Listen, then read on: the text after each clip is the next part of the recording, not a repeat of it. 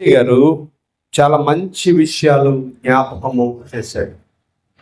అలాగే మార్కు గారు కూడా చాలా మంచి విషయాలు జ్ఞాపకము చేశాడు. ఇప్పుడు మూడవ సువార్తికుడైన లూకా. లూకా అనే మాటకు వెలుగునిచ్చుట, ప్రకాశమానమైన అనే అద్భుతమైన అర్థముతో లూకా పేరు వ్రాయబడింది. లోకాస్ అనేది లాటిన్ భాష పదమైంది. లౌకస్ అనేది గ్రీకు భాష పదమైంది. లూకా అనే మాటకు వెలుగునిచ్చుట, లైటింగ్ లేకపోతే షైనింగ్ అనే పదాలు వాడతాం. ప్రకాశమానమైన ఈ లూకా గారి గురించి మనము ఆలోచన చేసినప్పుడు 4 సువార్తలు అంటే క్రొత్త నిబంధన 100% అని మనం అనుకుంటే, కొత్త నిబంధన అంతా 100% అనుకుంటే, అందులో ఈ 27 పుస్తకాలలో 25% విషయాలు చెప్పబడిన పుస్తకం ఏంటంటే లూకా సువార్త. అంటే లూకా సువార్తలో క్రొత్త నిబంధనలో ఉన్న అన్ని విషయాల కంటే 25% ఎక్కువ విషయాలు లూకా గారు రాశాడు. లూకా సువార్త, అపోస్తుల కార్యాలు, సంఘ చరిత్ర. ఇప్పుడు యేసు ప్రభుని గురించి లూకా రాసిన విధానాన్ని, యేసు ప్రభుని గురించి పరిశోధించిన విధానాన్ని మనము జాగ్రత్తగా ఆలోచన చేసినప్పుడు ప్రభువుని గురించి ఏమని లూకా గారు చెప్పాడు, ఎలాంటి చారిత్రాత్మక ఆధారాలు లూకా పొందిపరిచాడు అని మనం జాగ్రత్తగా ఆలోచన చేసినప్పుడు, లూకా ఎవరు అంటే అతను వైద్యుడు అని అపోస్తలుడైన పౌలు కొలసీలకు రాసిన పత్రిక 4:14 చెప్పాడు. లూకా ఎవరట? వైద్యుడు, డాక్టర్. ఆయన వైద్య వృత్తిని ఆ కాలంలో చేసేనట్లుగా చరిత్ర మనకు చెబుతా ఉంది. అతడు వైద్యుడే కాదు, చరిత్రకారుడు. ఎందుకంటే చరిత్రను వ్రాసినవాడు. లూకా అద్భుతమైన చరిత్రకారుడు అని అతని యొక్క విషయాలు మనకు అర్థమవుతూ ఉన్నాయి. మార్కు పేతురు గారి యొక్క సువార్తను విని మార్కు సువార్తను వ్రాస్తే, లూకా పౌలు యొక్క సువార్తను విని లూకా సువార్త వ్రాశాడు. లూకా యేసు ప్రభుతో ప్రయాణము చేయలేదు. అలాగే పౌలు కూడా యేసు ప్రభుతో ప్రయాణము చేయలేదు. కానీ అపోస్తులకు తెలిసిన విషయాలకు మించిన విషయాలు పౌలు గారు రాశాడు. కారణం ఏమిటంటే పౌలు అనేక ప్రత్యక్షతలను పొందాడు. కొరింథీ పత్రికలో మాట్లాడాడు, తనకు కలిగిన ప్రత్యక్షతలు అనేకములు. ప్రత్యక్షతలు అంటే దేవుడే స్వయంగా మాట్లాడిన సందర్భాలు, దేవుడే స్వయంగా బయలుపరిచిన సందర్భాలు ఎవరికి ఎక్కువగా ఉన్నాయంటే పౌలుకి ఎక్కువగా ఉన్నాయి. అందుకని అంటాడు, ప్రభు బల గురించి మాట్లాడుతూ కొరింథీయులకు రాసిన మొదటి పత్రిక 11:23 ఏమంటాడు? 11:23లో మనం చదువుతాం ప్రతి సంస్కారారాధనలో. ఏమంటాడు? అది ప్రభువు వలన పొందింది. అంటే ప్రభువు ద్వారా ప్రతీది తను నేర్చుకున్నాడు. ప్రభువు ద్వారా ఆయన నేర్చుకున్నాడు, ప్రభువు ద్వారా విన్నాడు. కానీ ప్రభువుతో కలిసి ప్రయాణము చేయలేదు. ఎంత గొప్ప భాగ్యం వచ్చాడండి. అలాగా పౌలు ప్రభువుతో ప్రయాణము చేయకపోయినా ప్రభు ప్రత్యక్షత ద్వారా, అంటే స్వయంగా మాట్లాడి ప్రభు స్వరాన్ని విని ప్రభు సహవాసాన్ని పొందుకుని సువార్తను పౌలు ప్రకటిస్తూ ఉంటే, ఆ పౌలు యొక్క సువార్తను బట్టి ఇంకా పరిశోధన చేసి లూకా ఈ సువార్తను వ్రాసాడు. ఎంత అద్భుతంగా ఆ మాటలు మనకి కనబడతాయంటే, లూకా ఈ సువార్తను వ్రాయడానికి ఎలాంటి బాధ్యత తీసుకున్నాడో ఒకసారి మనం జాగ్రత్తగా ఆలోచన చేసినప్పుడు ప్రారంభంగా ఈ మాటలు మాట్లాడతాడు. ఏమంటే, ఘనత వహించిన థియోఫిలా, ఆరంభము నుండి కన్నులారా చూసిన వాక్య సేవకులైన వారు. ఏ సేవకులట? ఎవరు వీళ్ళు? వాక్య సేవకులు అంటే ఎవరు? వాక్య సేవకులు అంటే అపోస్తులు మాత్రమే వాక్య సేవకులు. ఎందుకంటే యేసు ప్రభువుతో కలిసి వారు ప్రయాణము చేశారు. వారిని ఏమని పిలిచారు అంటే వాక్య సేవకులు. అదే మాట పౌలు కూడా తన గురించి తాను చెప్పుకున్న సందర్భం మనకి కనబడతారు. ఇప్పుడు జాగ్రత్తగా గమనిస్తే మనకు అప్పగించబడిన ప్రకారము, మనకు అన్నాడు. ఎవరికి? మనకు అంటే లోకాతో ఉన్న పరిచారకులు, సువార్తికులు అందరినీ కలుపుకొని లోకా మాట్లాడాడు. మీరు గమనించాలి, 4 సువార్తల్లో కూడా మనము, మనకు అనే మాటలు ఎక్కువ కనబడతాయి. పౌలు గారు రాసినా కూడా మనము, మనకు అనే మాటలు ఎక్కువ కనబడతాయి. అలాగే పేతురు రాసినా కూడా మనము, మనకు అంటే వాళ్ళు వారి గురించి ప్రత్యేకంగా నేను అనే పదాలు ఎక్కడ వాడుకున్న సందర్భాలు మనకి బహు అరుదుగా కనబడతాయి. ఒకవేళ వాడినా అది బహు అరుదుగా. ఉదాహరణకి పౌలు అన్నాడు, పాపులలో నేను ప్రధానమైన పాపిని. మీరు గమనించాలి. అంటే అపొస్తలుల్లో ఉన్న ఐక్యత, అపొస్తలుల్లో ఉన్న ఏకత్వాన్ని మనం చూడాలి. ఆదిమ సంఘములో ఉన్న ఏకత్వం, ఆదిమ సంఘములో ఉన్న ఐక్యత, ఆ భావాన్ని మనము చూడాలి. పరిశుద్ధాత్ముడు వారి మధ్య సంచారము చేశాడు, పరిశుద్ధాత్ముడు వారి మధ్య పనిచేశాడు. కాబట్టి వాళ్ళు నేను అనే పదాన్ని అక్కడ ఉపయోగించలేదు. నేను అన్నట్లుగా వారు ఎక్కడ వ్రాయలేదు. వాస్తవంగా రాసిన వాడు లోక అయితే ఏమంటున్నాడు? మేము. అంటే వాళ్ళు దేవునిని ప్రకటించుటలో, సువార్తను ప్రకటించుటలో, దేవుని వెలుగును, దేవుని మహిమను వెదజల్లుటలో వాళ్ళలో ఉన్న ఐక్యత. మనము దేవుణ్ణి ప్రకటించాలి, మనము దేవుణ్ణి మహిమపరచాలి, మనము దేవుని కొరకు మనము ఎంత గొప్ప ఐక్యత చూడండి. అందుకునే కీర్తనలో ఆ మాట రాయబడింది, సహోదరులు ఎంత మేలు అంటే ఐక్యత ఇక్కడ కనబడతా ఉంది. ఏమంటే మనకు అప్పగించబడిన ప్రకారము మన మధ్యను నెరవేరిన కార్యములను గూర్చి, మన మధ్య నెరవేరిన కార్యాలు, చరిత్ర మాట్లాడుతూ ఉన్నాడు. మన మధ్య జరిగిన వాటిని ఏమంటామంటే మనం చరిత్ర అంటాం, జరిగిన వాటిని ఏమంటాం?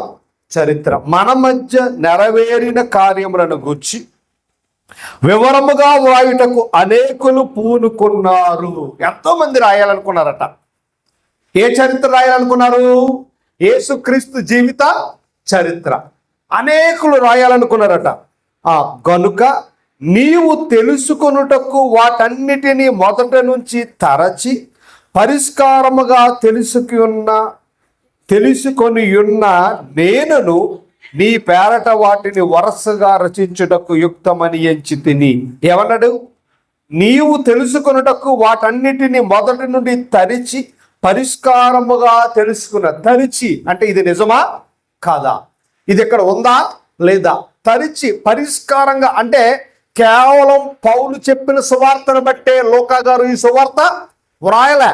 పౌలు చెప్పింది కరెక్టా కాదా, పౌలు చెప్పిన విధానంగా ఇక్కడ ఉందా లేదా అని ప్రతిదీ పరీక్షించి పరిశోధించి వ్రాయబడిన సువార్త లూకా సువార్త. అంటే లూకా తరిచి ఇది నిజమా కాదా, ఎవరో ఏదో చెప్పింది గుడ్డిగా నమ్మి దాని ప్రకారంగా సువార్త వ్రాయలే. ఇది నిజమా కాదా అని అందుకనే లూకా సువార్త యొక్క రచన శైలి, లేకపోతే లూకా సువార్త యొక్క చారిత్రాత్మకమైన సందర్భాలు చాలా అద్భుతంగా ఉంటాయి, చాలా వివరణాత్మకంగా ఉంటాయి, చాలా విశేషంగా మనకు కనబడతాయి. యేసుక్రీస్తు జీవిత చరిత్రలో విలువైన సన్నివేశాలు చాలా గొప్పగా చూపించినటువంటి వ్యక్తి ఎవరు అంటే భక్తుడైన లూకా అంతియోక ప్రాంతానికి చెందినవాడు అని చరిత్రకారులు చెబుతూ ఉన్నారు. అతడు గ్రీకు సంస్కృతికి చెందినవాడు. ఎందుకంటే గ్రీకు సంస్కృతికి చెందినవాడు, కానీ అతడు రోమా సామ్రాజ్య కాలంలో ఉన్నాడు కాబట్టి వారి తల్లిదండ్రులు అన్యులు కాబట్టి అతనికి లూకా అనే పేరు పెట్టారు. లోకస్ అనేది లాటిన్ భాషా పదం కాబట్టి లూకా గారు అన్యుడిగా ఉన్నాడు అని చరిత్ర మనకి చెబుతా ఉంది. జాగ్రత్తగా మనం ఆలోచన చేసినప్పుడు యేసు ప్రభుల వారు చనిపోయిన 15 సంవత్సరాలకి ఇంచుమించు లూకా మారు మనసు పొందాడు, రక్షణ పొందాడు. మారు మనసు రక్షణ పొంది పౌలుతో అద్భుతమైన ప్రయాణం చేసినట్లుగా చారిత్రక ఆధారాలు మనకి కనబడతా ఉన్నాయి. ఆ మాటలు మనం జాగ్రత్తగా చూడాలనుకుంటే అపోస్తుల కార్యాలు 16వ అధ్యాయంలో ఆ సందర్భం మనకు కనబడుతుంది. ఆ రీతిగా లూకా పౌలుతో అద్భుతమైన ప్రయాణం చేశాడు. మధ్యలో కొంతకాలం ఆగాడు, మరలా తిరిగి పౌలుతో తన ప్రయాణాన్ని ప్రారంభించాడు. పౌలు కైసరియా పట్టణంలో ఖైదు చేయబడ్డాడు, అంటే అరెస్టు చేయబడ్డాడు. 4 సంవత్సరాలు మీరు గమనించాలి, పౌలు 4 సంవత్సరాలు చెరసాలలో ఉన్నాడు. ఎందుకొరకు అంటే సువార్తను ప్రకటించడాన్ని బట్టి. 2 సంవత్సరాలు ఉన్నాడు, మరలా విడుదల పొందాడు, మరలా రెండవసారి అరెస్ట్ చేయబడి 2 సంవత్సరాలు చెరసాలలో ఉండి మరణానికి అప్పగించబడ్డాడు. అంటే పౌలు యొక్క పరిచర్యలో ఇంచుమించు పౌలు 15 సంవత్సరాల పరిచర్య చేస్తే 4 సంవత్సరాలు చెరసాలలో ఉన్నాడు అని చరిత్రకారులు చెబుతా ఉన్నారు. అంటే పౌలు యొక్క సేవా పరిచర్యలు 4 సంవత్సరాలు చెరసాలలో ఉండి కూడా పత్రికలు వ్రాశారు. ఎంత అద్భుతమైన పరిచర్య చూడండి. అంటే మన జీవితాలు ఎప్పుడైతే మనం ప్రభువుకి సమర్పించుకున్నామో, ఎప్పుడైతే మనం ప్రభువుకి ప్రాధాన్యత ఇచ్చామో, శ్రమలు, శోధనలు, నిందలు, అవమానాలు, ఇబ్బందుల్ని మనం దేనిని లెక్క చేయము. మన ఆలోచన ఎంతసేపు దేని మీద ఉంటుంది? మన ఆలోచన ఎంతసేపు ఎవడైనా మనల్ని కొట్టినా, ఎవడైనా మనల్ని తిట్టినా, సువార్త ప్రకటించొద్దని అవమానపరిచినా, హేళన చేసినా, గేలి చేసినా, చంపేయడానికి సిద్ధపడిన మన ఆలోచన ఎంతసేపు ఎలా ఉంటుందంటే, చచ్చిపోయే ముందు కూడా నేను ప్రభువుని ప్రకటించాలి. ఇది నిజమైన క్రైస్తవ సైనికుని యొక్క లక్ష్యం. పూర్వం ఒక పాట ఉండేది, క్రైస్తవుడా సైనికుడా. మా బావగారు పడేవారి పాట ఎప్పుడు యవనస్తుల మీటింగ్లో, కదిలిరా ఓయ్ నీవు కదలిరా, కదలిరా ఓయ్ నీవు కదలిరా. ఎలా రావాలంట? సైనికుడు వలె. సైనికుడు కుటుంబం గురించి ఆలోచించడు, సైనికుడు వ్యక్తిగతమైన ప్రాణం కొరకు ఆలోచన చేయడు.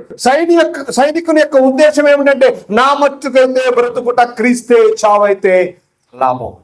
అలాంటి అద్భుతమైన నమ్మకమైన పరిచారకుడిగా లోకా కనబడతా ఉన్నాడు. లోకా గురువు గారైన పౌలు కనబడతా ఉన్నాడు. ఎందుకు ఈ మాటలు చెబుతూ ఉన్నాను అంటే, దేవుని కొరకు ప్రయాసపడే వారిని దేవుడు ఎప్పుడు ముందుగానే పెడతాడు. ఒక అన్య జాతిలో నుండి వచ్చిన లూకాను ఒక సువార్తికుడిగా, ఒక చరిత్రకారుడిగా, ఒక ఘనమైన పాత్రగా పరిశుద్ధ గ్రంథములో అతను గూర్చిన వివరాలు గ్రంథస్థం చేయబడ్డాయి. అంటే దేవుని కొరకు ప్రయాసపడిన వారిని ఎప్పుడూ దేవుడు వెనుకకు నెట్టివేసేవాడు కాడాయన. మనం ఆయన మహిమపరిస్తే ఆయన మనలను మహిమ పరుస్తాడు. దేవుని కొరకు ప్రయాసపడాలి అనే ఆత్మీయ మంట కలిగిన వాడు లోకాన్ని లేఖనం ఎంతో అద్భుతంగా చెప్పబడతా ఉంది. పౌలు మొట్టమొదటిగా కైసరియాలో చెరసాలలో బంధించబడినప్పుడు లూకా ఆ పరిసర ప్రాంతాల్లో ఉండి పౌలుకి నిత్యము అందుబాటులో ఉండేవాడు అని చరిత్ర మనకి అర్థమవుతా ఉంది. తర్వాత పౌలు కైసరియా నుండి విడుదల పొంది రోమాకు బయలుదేరి వెళ్ళినప్పుడు మరలా కైసరియా నుండి పౌలుతో కలిసి ప్రయాణం చేసిన వాడు ఎవరంటే లూకా. వాస్తవానికి పౌలు గారు అరెస్ట్ చేయబడినప్పుడు లూకా ఏమనుకోవాలంటే, ఒకవేళ పౌలుతో వెళ్తే నన్ను కూడా అరెస్టు చేస్తారు, ఈ మాయిదారి గోళ నాకెందుకు అని ఆగిపోవాలి. కానీ ఆగిపోలే. చెరసాల నుండి విడుదల పొందిన తర్వాత మరలా పౌలుతో కలిసి తన ప్రయాణాన్ని కొనసాగించాడు. అంటే ఎంత మంచి తీర్మానం! దేవుని కొరకు ప్రయాసపడాలనే ఆతృత, దేవునితో కలిసి ప్రయాణం చేయాలనే అద్భుతమైన కార్యాచరణ ఎంత గొప్పదో లూకా గారి జీవితం మనకి స్పష్టంగా అర్థమవుతూ ఉంది. అతడు దేవుని పట్ల ఎంత ఆసక్తి కలిగిన వాడు అంటే పరిశోధన చేశాడు. ఏం చేశాడు చెప్పండి? పరిశోధన చేశాడు. మనందరం కూడా పరిశోధకులమే. మీకు విషయం తెలుసా? మనమందరం శాస్త్రవేత్తలమే. మనమందరం కూడా పరిశోధన చేస్తాం. కొంతమంది మంచి బట్టలు తక్కువ రేట్లు ఎక్కడ దొరుకుతాయో పరిశోధన చేస్తారు. కొంతమంది మంచి కూరగాయలు తక్కువగా ఎక్కడ దొరుకుతారో పరిశోధన చేస్తారు. కొంతమంది మంచి ఆహార పదార్థాలు తక్కువకి ఎక్కడ దొరుకుతాయో పరిశోధన చేస్తారు. కొంతమంది తక్కువలో పెళ్లి కొడుకు ఎక్కడ దొరుకుతాడో, తక్కువలో పెళ్లి కూతురు ఎక్కడ దొరుకుతుందో అని పరిశోధన. మనం అంతా అదే బ్యాచ్ పరిశోధకులం.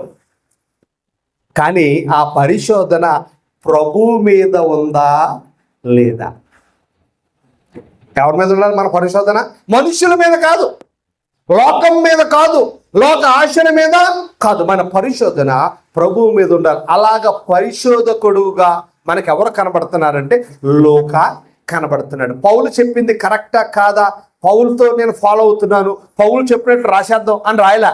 పరిశోధన చేశాడు, పరిశోధన చేసి వ్రాసాడు. మీరు జాగ్రత్తగా గమనించాలి. ఇప్పుడు 12 సంవత్సరాల రక్తస్రావ గల స్త్రీ గురించి ఎంతమంది రాశారు సువార్తికులు? ఎన్ని సువార్తల్లో ఉంది? రక్తస్రావ గల స్త్రీ గురించి ఎన్ని సువార్తల్లో ఉంది చెప్పాలి? ఏ స్త్రీ? రక్తస్రావ రోగం కలిగిన స్త్రీ గురించి ఎన్ని సువార్తల్లో రాయబడింది?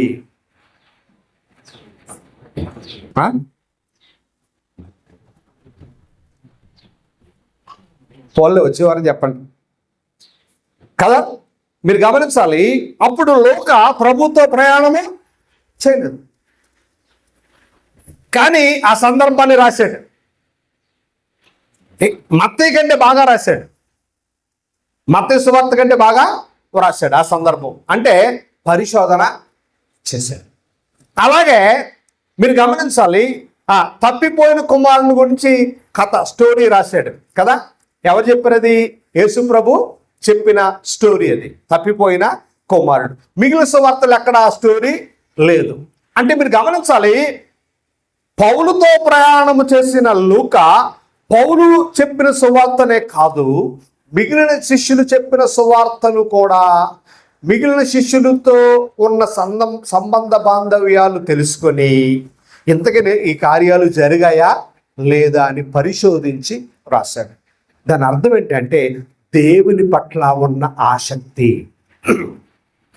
దేవుని పట్ల అతనుకున్న కసి, నేను దేవుని కొరకు చేయాలి, దేవుని కొరకు తెలుసుకోవాలి అనే ఆతృత, దేవుని కొరకు నేను ఒక ప్రత్యేకమైన పాత్రగా వాడబడాలని ఆకాంక్ష లోకాలో మనకు కనబడుతుంది. లోక యూదుడు కాదు, యూదా మత సాంప్రదాయాల గురించి లోకా గారు ఏమీ రాయలే. కానీ చక్కటి చరిత్రకారుడు అనడానికి అనేక ఆధారాలు కనబడుతున్నాయి.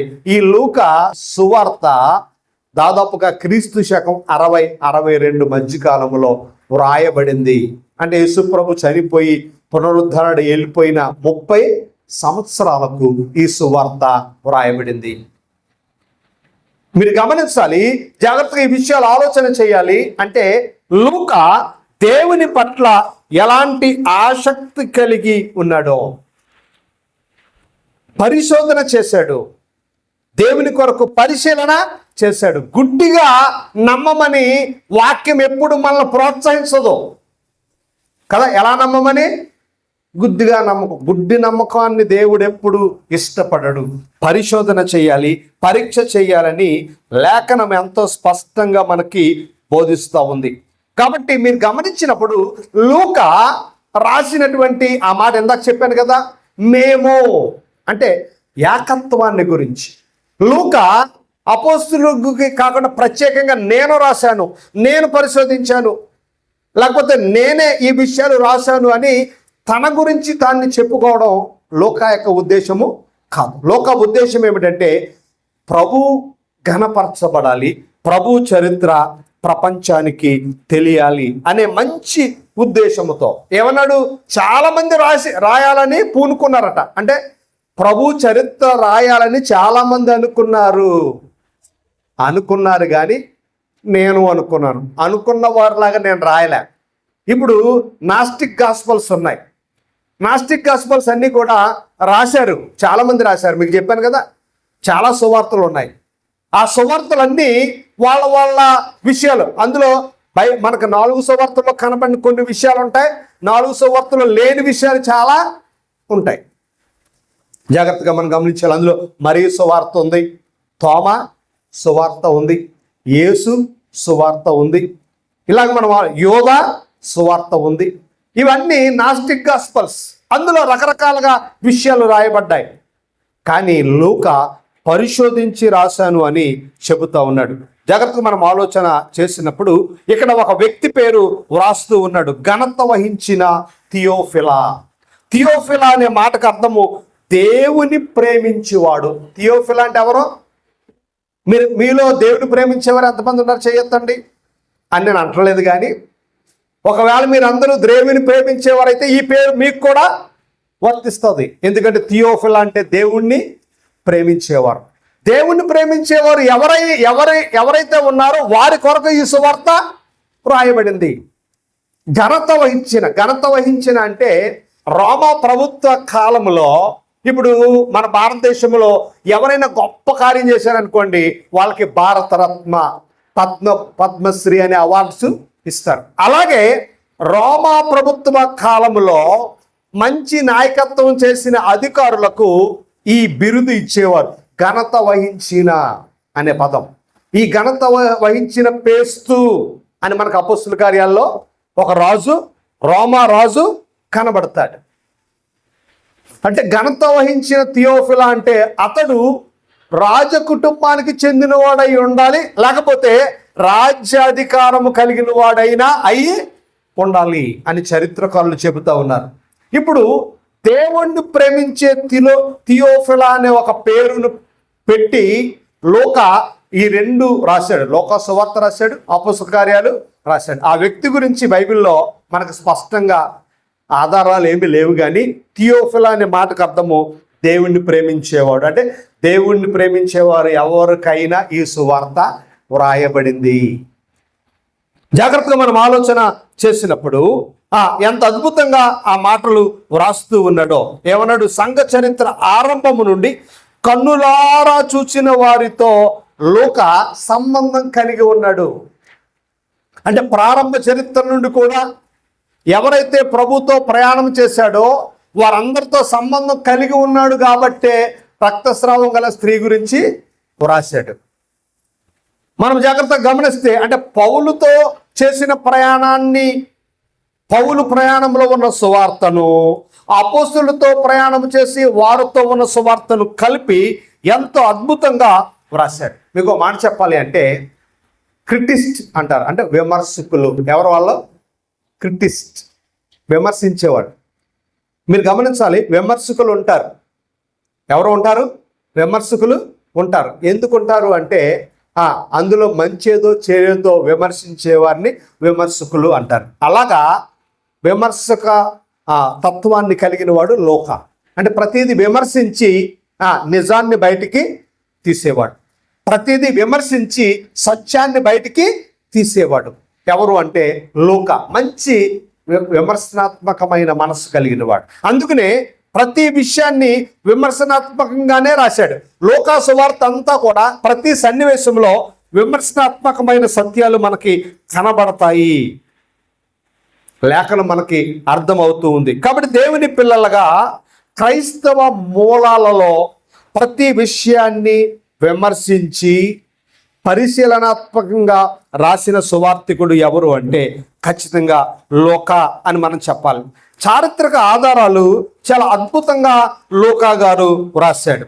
లూకా సువార్తలో ఎన్నో చారిత్రక ఆధారాలు మనకు కనబడతాయి. లూకా సువార్త 1వ అధ్యాయము 5వ వచనం, యూదా దేశపు రాజైన హేరోదు దినములలో.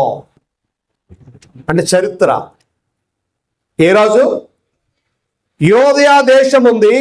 రోమా చరిత్ర కాలములో యూదయ ప్రాంతములో యూదయ ప్రాంతాన్ని హేరోదు అనేవాడు పరిపాలన చేస్తున్నాడు. చారిత్రాత్మక విషయాలు ఎక్కువగా రాశాడు. జాగ్రత్తగా మన వాళ్ళ 2వ అధ్యాయము 1వ వచనములు అంటాడు, ఆ దినములలో సర్వలోకమునకు ప్రజా సంఖ్య వ్రాయవలని సీజర్ అగస్టస్ ఆజ్ఞాపించాడు. చూసారా, చరిత్ర రాస్తున్నాడు. ఇందాకేం చెప్పాడు? హేరోదు రాజు హేరోదు రాజు ఎప్పుడు పరిపాలించాడు? చరిత్ర. సీజర్ అగస్టస్ అనే రాజు రోమా చక్రవర్తుల్లో ఎన్నో వాడు ఎప్పుడు పరిపాలన చేశాడు? కొత్త నిబంధన కాలంలో రోమా రాజుల పేర్లు ఎన్ని రాయబడ్డాయి ఎప్పుడైనా ఆలోచించారా? రోమా ప్రభుత్వాన్ని పరిపాలించిన రాజుల పేర్లు కొత్త నిబంధనలు ఎన్ని ఉన్నాయి?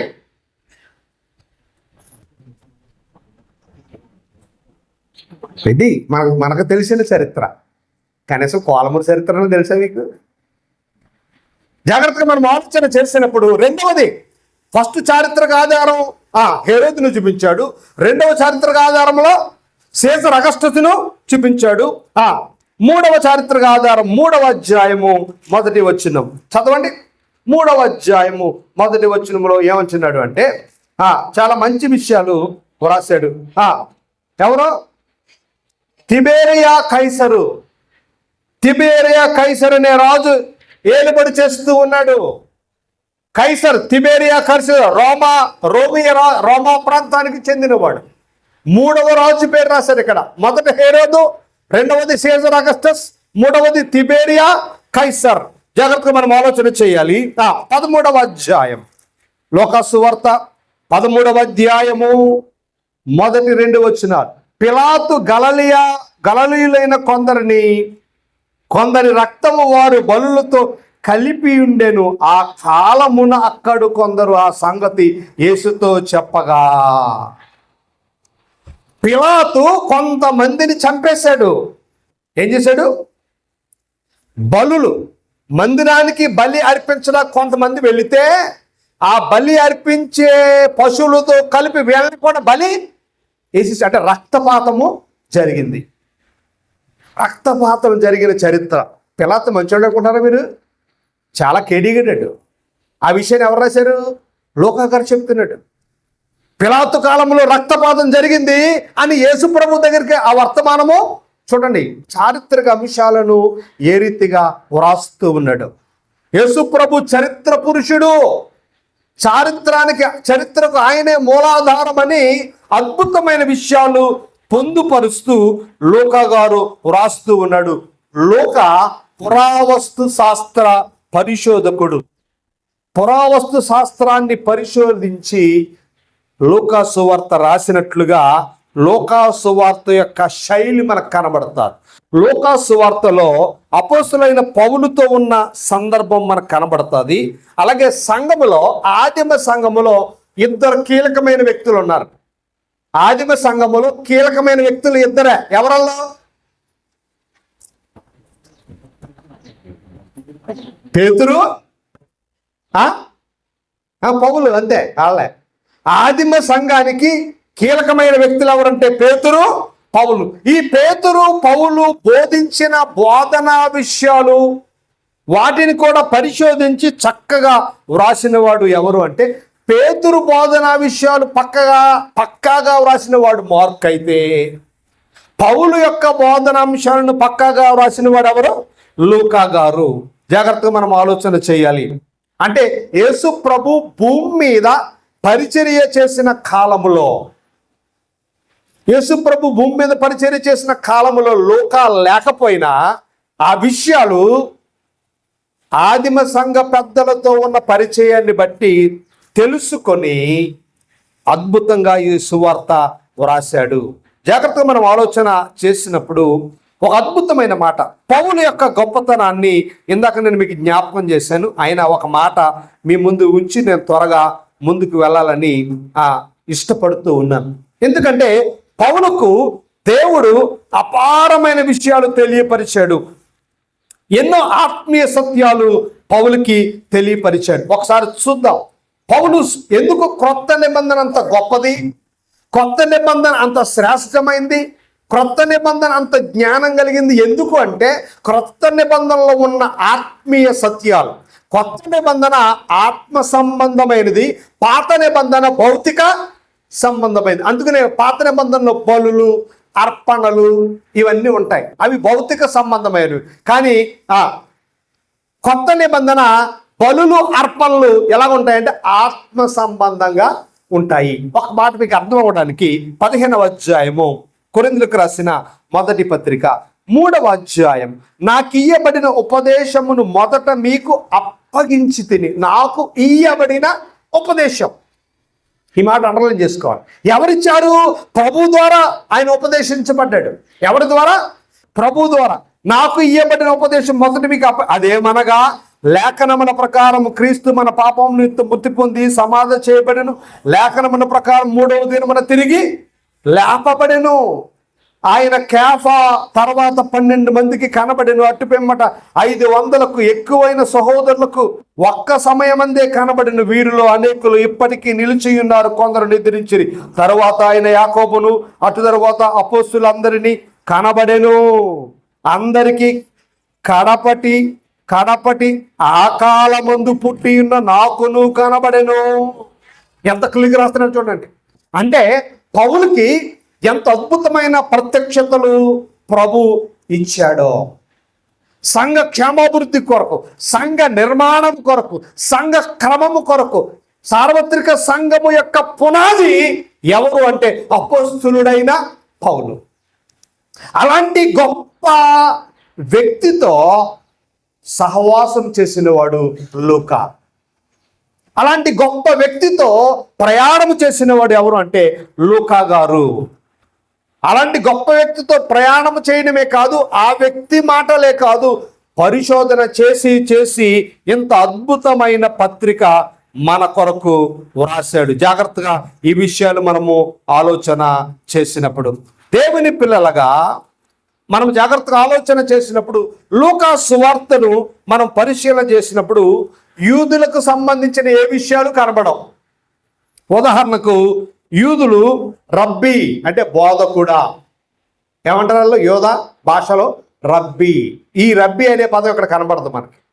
అదే రీతిగా హోసన్నా అనే పదం కూడా ఇక్కడ కనబడదు. ఎందుకంటే యూదులకు సంబంధించిన ఏ పదాలు లూకా సువార్తలో లేవు. ఎందుకంటే లూకా అన్యుడు కాబట్టి యూదులకు సంబంధించిన ఏ విషయాలు కూడా వ్రాయలేదు. మత్తయి యూదుల గురించి ఆలోచించి రాజుల చరిత్ర, యోధా రాజుల చరిత్ర రాశాడు. ఎక్కడి నుంచి?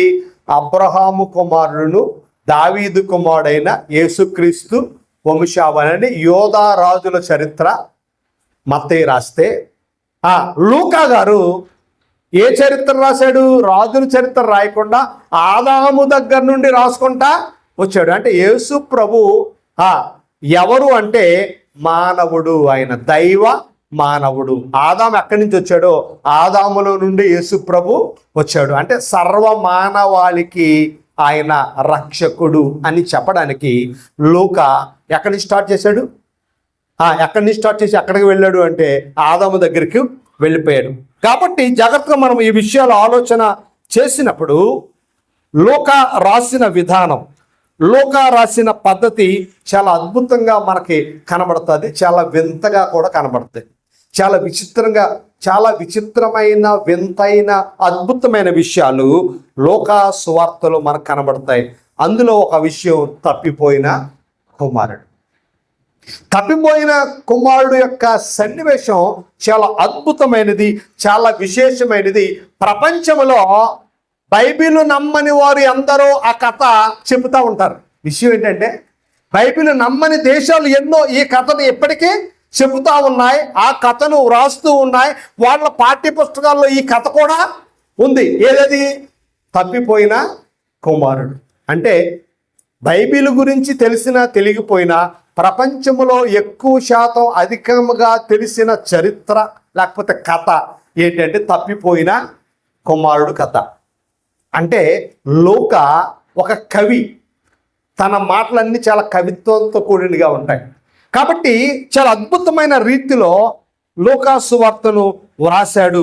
జాగ్రత్తగా ఈ విషయాలు మనము ఆలోచన చేయవలసిన వారమై ఉన్నాం. కాబట్టి దేవుని పిల్లలుగా లూకా ఎక్కువగా యేసుక్రీస్తును మనుష్య కుమారుడు అనే మాటను ఎక్కువగా వ్రాసాడు. ఏ కుమారుడు? మనుష్య కుమారుడు. అంటే హ్యూమానిటీ, మానవత్వం. ఏంటది? మానవత్వం, హ్యూమానిటీ. మానవత్వం అంటే ఏంటి? సహాయం, ఇతరులకు సహాయం చేయడం, ఇతరులకు సేవ చేయడం. ఇతరులకు సహాయం చేయాలి, ఇతరులకు స్నేహం చేయాలి, లేకపోతే పేదవారికి సహాయం చేయాలనే తత్వం ఎవరికి ఉంటుందంటే గ్రీకులకు ఉంటుంది. గ్రీకు సామ్రాజ్య వాదము ఏమిటి అంటే హ్యుమానిటీ, మానవత్వం. అందరూ ఒకరే, లోకమంతా ఒకటే, లోకమంతా ఒకటే అని అలెగ్జాండర్ ఏం చేశాడంటే గ్రీకు భాష లోకమంతా ఉండాలనుకున్నాడు. అప్పుడు ప్రపంచంలో చాలా భాషలు ఉన్నాయి. ఫస్ట్ ఇంటర్నేషనల్ లాంగ్వేజ్ ఏంటో తెలుసా? గ్రీక్.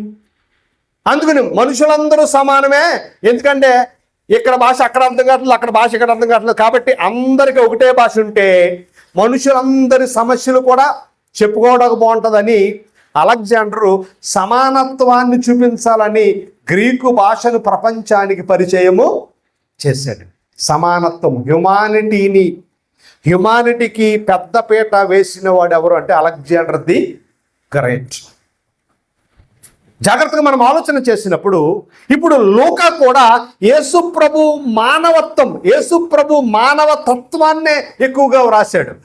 ఆయన సంపూర్ణమైన మానవుడు, ఆయన దైవ మానవుడు అని ప్రభువులో ఉన్న మానవ తత్వాన్ని ఎక్కువగా వ్రాసిన వాడు ఎవరు అంటే లూకా. కాబట్టి దేవుని పిల్లలుగా మనము జాగ్రత్తగా ఈ విషయాలు ఆలోచన చేయాలి. లూకా సువార్తలో ఎన్నో అద్భుతమైన ఆత్మీయ సత్యాలు మనకి కనబడతాయి. ఇందాక నేను అన్నాను, రక్తస్రావం కలిగిన స్త్రీ గురించి మార్కు గారు రాశాడు, లూకా గారు కూడా రాశాడు. ఇందాక మా అత్తయ్య అన్నాను కదా, కొంచెం కన్ఫ్యూజ్ అయ్యి, అంటే మిమ్మల్ని కన్విన్స్ చేశానా? నేను కన్ఫ్యూజ్ అయ్యాను. మార్కు సువార్తలో ఆ సన్నివేశం మనకు కనబడుతుంది. మీరు ఇంటికి వెళ్ళి చదువుకోండి. మార్కు సువార్త 5:25లో 12 సంవత్సరాల రక్తస్రావం కలిగిన స్త్రీ మనకు కనబడుతుంది. ఆ అధ్యాయము అంటే అదే రీతిగా మరొక మాట లూకా సువార్త 8వ అధ్యాయంలో కూడా ఈ మాటలు కనబడతాయి. ఎవరో రక్తస్రావం గల స్త్రీతో. లూకా రాసిన విధానము, మార్కు రాసిన విధానం చదివితే లూకా వైద్యుడు కాబట్టి ఆ రోగాన్ని గురించి ఎంత గొప్పగా వ్రాసాడో మీకు అర్థమవుతుంది. అంటే లూకా సువార్త చదివినప్పుడు వైద్య పరిభాషకు సంబంధించిన విషయాలు రాశాడు. మీకు అర్థమవడానికి ఆయన రక్తము, ఆయన చెమట రక్త బిందువులాయను అనుంది. ఏమనుంది? ఆయన చెమట రక్త బిందువులాయను అంటే యేసుప్రభు చెమట రక్త బిందువులుగా మారిందని రాసిన వాడు ఎవరు అంటే లూకా. చెమటకు బదులు రక్తం ఎప్పుడు వస్తుందో తెలుసా మీకు? హై బ్లడ్ ప్రెషర్ అనమాట. హై బ్లడ్ ప్రెషర్, దానికి ఏదో మెడికల్ భాషలో ఒక పేరు ఉంది, మర్చిపోయాను నేను. ఆ జబ్బు వచ్చినప్పుడు నరాలు పగిలి చెమటకు బదులు ఏమొస్తుంది అంటే రక్తము వస్తుంది. అంటే ఆయన కూడా జబ్బు పడ్డాడు. ఎవరో ప్రభు అయిన యేసుక్రీస్తు. ఎందుకు జబ్బు పడ్డాడు? యెషయా గ్రంథం 53లో దేవుడు అతనికి వ్యాధి కలుగా చేశాడు. ఆ జబ్బు గురించి రాసిన వాడు ఎవరంటే లూకా. ఏమిటా జబ్బు? చెమట, హైపర్ టెన్షన్. ఇంకా మంచి పదం ఒకటి ఉంది, దానికి నాకు గుర్తు రావట్లేదు, నేను మీకు జ్ఞాపకం వచ్చినట్టు చెప్తాను. అంటే మెడికల్కు సంబంధించిన విషయాలు, చరిత్రకు సంబంధించిన విషయాలు, మానవత్వానికి సంబంధించిన హ్యుమానిటీ, మానవత్వానికి సంబంధించిన విషయాలు ఎక్కువగా లూకా వ్రాశాడు. జాగ్రత్తగా మనం ఆలోచన చేస్తే యేసుప్రభు వారి జీవితంలో లూకా యేసుప్రభు ప్రార్థించిన సన్నివేశాలు ఎక్కువగా రాశాడు. యేసుప్రభు ప్రార్థించిన సన్నివేశాల గురించి లూకా ఎక్కువగా రాశాడు. ఎవరైతే బలహీనులుగా ఉన్నారో వాళ్ళను ప్రభు కనికరపడి అని ఉంటుంది మనకి. ప్రభు వారిపై కనికరపడి, కనికరం అంటే హ్యుమానిటీ. రెండవది జాలిపడి అనే పదాలు ఎక్కువగా లూకా రాశాడు. హ్యుమానిటీ, కనికరం, జాలి, దయ అనే పదాలు ఎక్కువగా మనకు అక్కడ కనబడతాయంటే లూకా సువార్తలో కనబడతాయి. అంటే లూకా సువార్తలో బలహీనులైన వారి కొరకు రాశాడు. అలాగే ఆ కాలంలో, ఏ కాలంలో? యేసుప్రభుల వారి కాలంలో స్త్రీకి ఏమాత్రము స్థానము లేదు. స్త్రీ అంటే ఆ కాలంలో విలువ లేదనమాట. ఏమి లేదు? విలువ లేదు. వాళ్ళని చాలా హీనంగా చూసేవారు. అందుకనే లూకా ఎక్కువగా స్త్రీల గురించి రాశాడు, అందులో వెధవరాళ్ళ గురించి ఎక్కువగా రాశాడు. అంటే లూకా యేసు ప్రభు స్త్రీలను ప్రేమించాడు, వెధవరాళ్ళను ప్రేమించాడు, పాపాత్మురాలైన స్త్రీ గురించి కూడా చాలా ఖండితంగా రాశాడు. అంటే ఆయన ప్రేమ, ఆయన కరుణ, ఆయన దాతృత్వం. అంటే యేసు ప్రభు ఎవరు అంటే మానవతత్వాన్ని కలిగిన వాడు, కరుణ జాలి కలిగిన కరుణామయుడు, ప్రేమామయుడు అని చెప్పడానికి ఈ సన్నివేశాలు లూకా గారు రాశాడు. ఎవరు అంటే యేసుప్రభు ఎవరు అంటే మానవ పుత్రుడు, అంటే మనుష్య కుమారుడు. మానవ పుత్రుడు అనేది అచ్చతెలుగు అనమాట. ఆయన ఎవరో మానవ పుత్రుడు, ఆయన దైవపుత్రుడు, రెండవది మానవ పుత్రుడు, మనుష్య కుమారుడు. మనిషి కుమారుడు అనే మాటకు అర్థం ఏంటో తెలుసా? మనిషి కుమారుడు అనే మాటకు అర్థము ఒక మనిషిలో ఉన్న మానవత్వాన్ని ఆయన 100% కలిగి ఉన్నాడు. దేవుని కుమారుడు అంటే దేవునిలో ఉన్న దైవత్వాన్ని 100% కలిగి ఉన్నాడు అని అర్థం. అంతే, అందులో ఏమీ లేదు స్పెషల్. దేవుని కుమారుడు అంటే దేవుని తత్వాన్ని 100% సమానంగా కలిగి ఉన్నాడు. మానవ కుమారుడు అంటే 100% ఆయన మనిషి లక్షణాలు కలిగి ఉన్నాడు. ఎందుకంటే ఆయన కన్నీరు కార్చాడా? లోకసువార్తలో రాయబడింది, ఆయన కన్నీరు కార్చినట్లుగా రాయబడింది. ఎందుకు ఈ మాటలు చెప్తున్నాను అంటే యేసు ప్రభు మానవతత్వం 100% మానవత్వం కలిగిన వాడు. చాలామంది అంటారు హ్యూమానిటీ ఉండాలండి, మానవత్వం ఉండాలి. ఏ మతం ఏందైతే ఏముంది అంటారా? మతాలతో పని ఏముంది, కులంతో పని ఏముంది, గోత్రంతో పని ఏముంది అంటారు చాలామంది. కానీ టైం వస్తే అదే చూపిస్తారు. హాస్పిటల్కి వెళ్ళామనుకో ఎవరు బ్లడ్ అయినా ఎక్కించేసుకుంటాం. పెళ్లి దగ్గరికి వచ్చినప్పుడుకో హాస్పిటల్కి వెళ్తే ఎవరు బ్లడ్ అయినా కావాలి. ఆ డాక్టర్ ఏ కులం వాడైనా ఆపరేషన్ చేసేయాలి. అక్కడ మాత్రం మనకు కులం ఉండదు. ఎక్కడికి వచ్చినప్పుడు మాత్రం మనోడే, మన జాతిలో నుండే, సిగ్గు శరం లేని జాతి. ఏ జాతి? మానవ జాతి, మనం కాదు. మానవ జాతికి సిగ్గు శరం లేదు, కానీ క్రైస్తవుడికి ఏముండకూడదు? మానవత్వం ఉండాలి. అందరూ, ఏ భేదము లేదు. అదే మాట పౌలు క్షమించాలి అపోస్తుల కార్యంలో రాశాడు. మనుషులందరూ ఒకళ్ళలో నుండే వచ్చారు. ఒకళ్ళ నుండి వచ్చినప్పుడు కులం ఏముంటుంది? ఉండదా? ఎరా ఉండదు. కాబట్టి ఇంటర్ క్యాస్ట్ మ్యారేజ్ చేసుకున్నవాడే నిజమైన క్రైస్తవుడు, సేమ్ క్యాస్ట్ చేసుకునేవాడు నిజమైన క్రైస్తవుడు కాడు. ఎందుకంటే కులం అనేది ఏ సంప్రదాయానికి సంబంధించింది మీ అందరికీ తెలుసు. ఏ క్రైస్తవుడైతే కులాన్ని పట్టుకుని ఈడుతా కులం కొరకు ప్రయాసపడతాడో ఆడు ఆత్మీయ క్రైస్తవుడు కాడు. ఈ జబ్బు సేవకుల్లో కూడా ఉంది, కానీ జేమ్స్ కేర్లో లేదు. జేమ్స్ కేర్లో ఇంట్లో అన్ని కులాలు ఉన్నాయి. అది నిజమైన క్రైస్తవ్యం, అది నిజమైన క్రైస్తవ్యం. ఎందుకు ఈ మాట చెబుతూ ఉన్నాను? మనుషులందరూ ఒక్కటే, మనుషులందరూ సమానమే అని ప్రకటించిన ఏకైక సువార్త ఏమిటంటే లూకా సువార్త. అందుకనే పాపుల గురించి ఎక్కువగా రాయబడిన సువార్త ఏంటంటే లూకా సువార్త.